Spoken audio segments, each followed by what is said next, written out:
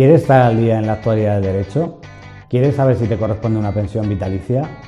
¿Quieres saber si te corresponde un determinado derecho? Pues todo esto lo puedes ver de forma gratuita en nuestro canal.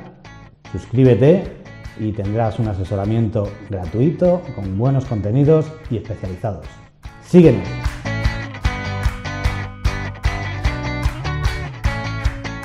Hola, buenos días, soy Lorenzo Pérez, soy el presidente de Fidelities y hoy vengo a hablaros de las preguntas más recurrentes que suelen llegar a nuestro despacho.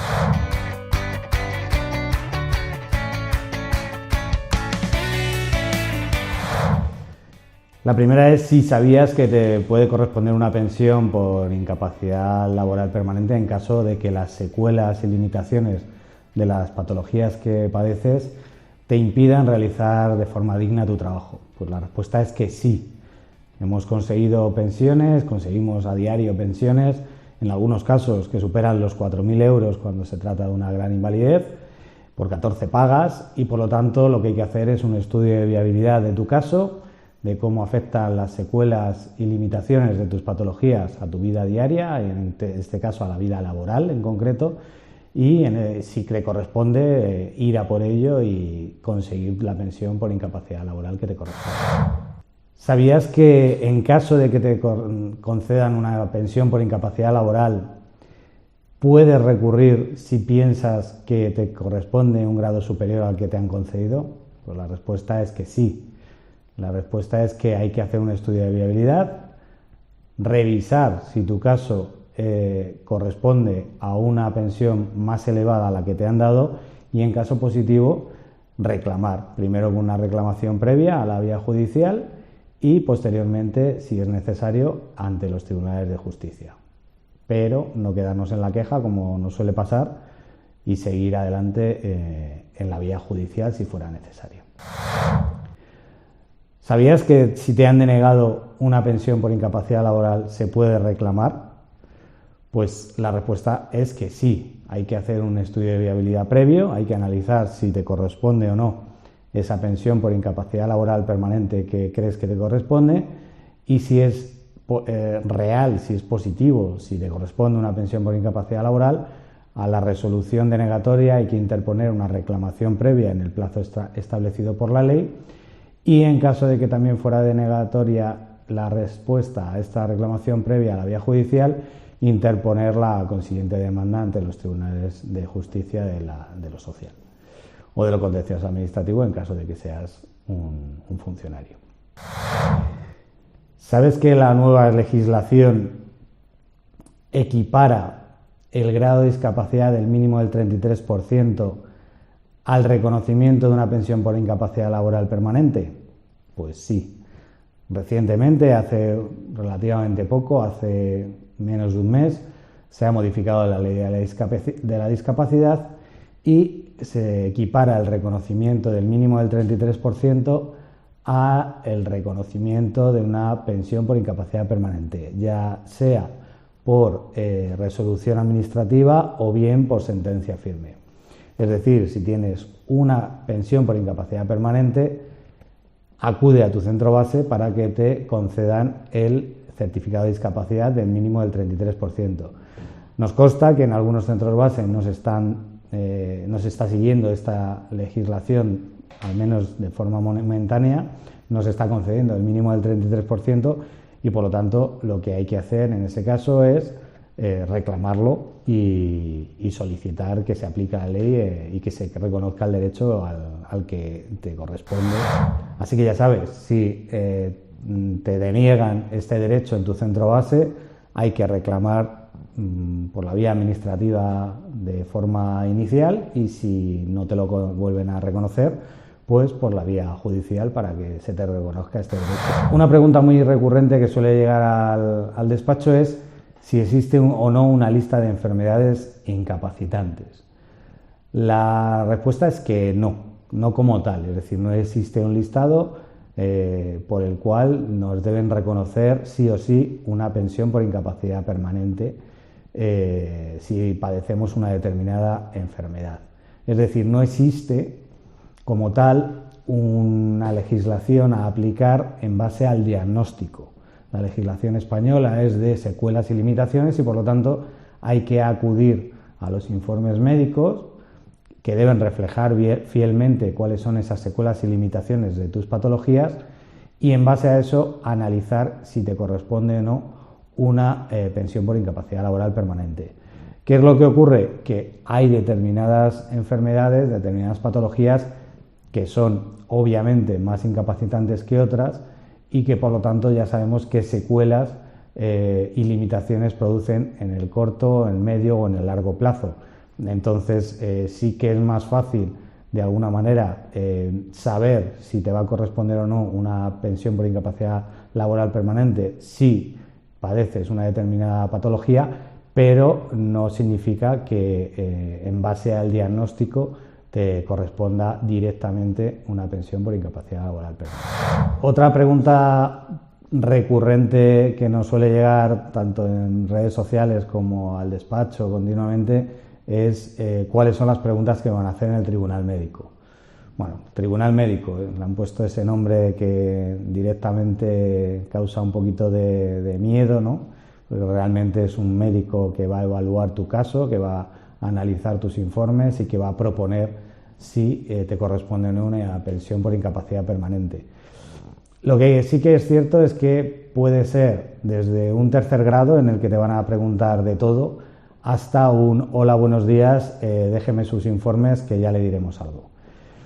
Hay que estar preparado obviamente para el tercer grado por si acaso se produce y por eso es tan importante que, como hemos explicado en otros vídeos anteriores, estés listo, preparado en función de cuál es tu caso concreto para esas posibles preguntas que te vayan a hacer y que dependerán mucho de pues, cuál es tu caso, cuál es tu entorno, etcétera, etcétera, etcétera, y que hay que tener bien preparadas para no cometer errores que puedan lastrar a tu caso, tu pensión, que te puedan usar para denegar tu pensión por incapacidad laboral. Una duda muy común que nos soléis hacer es si tengo que estar de baja para solicitar una pensión por incapacidad laboral permanente. Bueno, esto forma parte de las leyendas urbanas. Nada en la legislación dice que debas estar de baja laboral para poder solicitar una pensión por incapacidad permanente. De hecho, ya hay mucha jurisprudencia al respecto y hemos ganado muchísimos casos en los que la persona está de alta, es decir, está trabajando, no necesariamente tiene que estar de baja, y le hemos conseguido su pensión por incapacidad permanente. Tenemos mucha jurisprudencia que aplicar y por lo tanto los jueces, aunque es verdad que en la vía administrativa la Seguridad Social, si no estás de baja, suele denegar la prestación, los jueces, con la jurisprudencia que hemos ganado, pues sí que avalan el reconocimiento de una pensión por incapacidad laboral permanente, aunque estés de alta en tu puesto de trabajo. Otra pregunta muy común y otra leyenda urbana es que hay que agotar el periodo de IT, de incapacidad laboral temporal, es decir, la baja, como la conocemos todos comúnmente, para poder solicitar una pensión por incapacidad laboral permanente. Bueno, pues esto no es cierto. Realmente lo que dice la ley es que podemos solicitar una pensión por incapacidad laboral permanente en cualquier momento, incluso estando dado de alta. Si las lesiones, si las secuelas y limitaciones de tus lesiones o de tus patologías son permanentes, si son no reversibles o no se prevé que sean reversibles en un corto periodo de tiempo, y por lo tanto te corresponde ya una pensión por incapacidad permanente. No es necesario agotar ni el primer año de baja ni los 6 meses de prórroga que pueden concederte a continuación para solicitar una pensión por incapacidad laboral permanente. Otra pregunta muy común es si me corresponden atrasos en el momento en que me conceden la pensión por incapacidad laboral permanente. Bueno, pues la respuesta es que depende. Hay que analizar tu caso, hay que netear lo que hayas estado percibiendo hasta la fecha en la que han resuelto tu pensión por incapacidad permanente.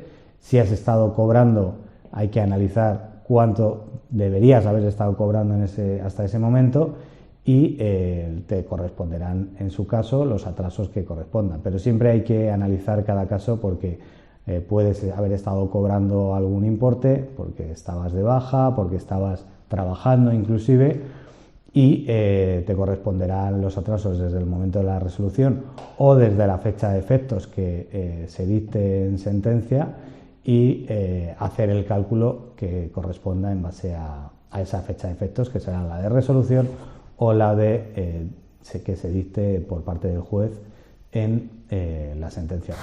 Una de las preguntas que normalmente os hacéis todos a la hora de solicitar una pensión por incapacidad permanente tiene que ver con cuándo y a qué abogado recurro para solicitar esta pensión.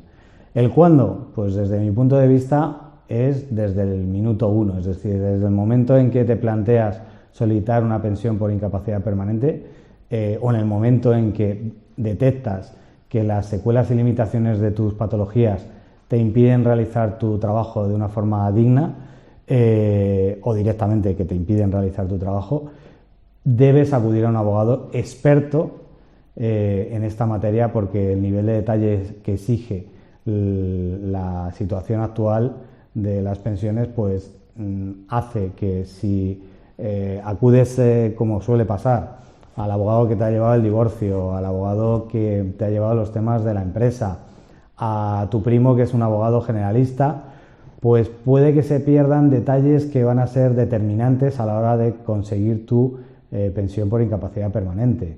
Se tiene que aplicar jurisprudencia adecuada a cada caso, y eso, si no has llevado muchos casos, es muy complicado de encontrar. Por lo tanto, mi recomendación es, 1, empezar desde la vía administrativa con un abogado experto que te asesore, que te guíe, que revise tu caso, que analice tus informes, que te forme para pasar el tribunal médico, y 2, que acudas a un abogado que sea experto en la materia, no un abogado generalista, no un abogado experto en derecho civil, no un abogado que te haya llevado otros temas que no sean específicos de esta materia de seguridad social. Es mi recomendación. Y por supuesto hay otro tema que debéis valorar también, y es, por ejemplo, los honorarios. Los honorarios, en el caso nuestro, en el caso de Fidelitis, solo cobramos si ganamos los casos, con lo cual, de alguna manera, el nivel de implicación que nos exigimos es el máximo. Es decir, si no ganamos tu caso, no vas a pagar ni un euro. Vamos a analizar bien tu caso, tenemos que hacer un análisis con mucho rigor para saber si es viable, porque si no ganamos no nos vas a tener que pagar nada y habremos malgastado tu tiempo y el nuestro. Entonces, lo ideal es que encontréis un abogado que solo os cobre si se gana el caso. Eso es lo más idóneo, junto con las 2 primeras recomendaciones: que sea experto, que lo cojáis desde el principio, y, si es posible, que no os cobre hasta que no ganéis. Pues nada, espero que os haya servido todas estas cuestiones como introducción de muchas más detalles que hemos explicado en otros vídeos que tenéis en nuestro canal. Si os ha gustado, darle like, y si queréis ver más contenidos referentes a estos temas u otros similares, suscribiros a nuestro canal. También lo podéis ver en nuestra web, www.fidelitis.es, y en nuestras redes sociales. Hasta pronto, y espero que sigáis con nosotros mucho tiempo. Chao.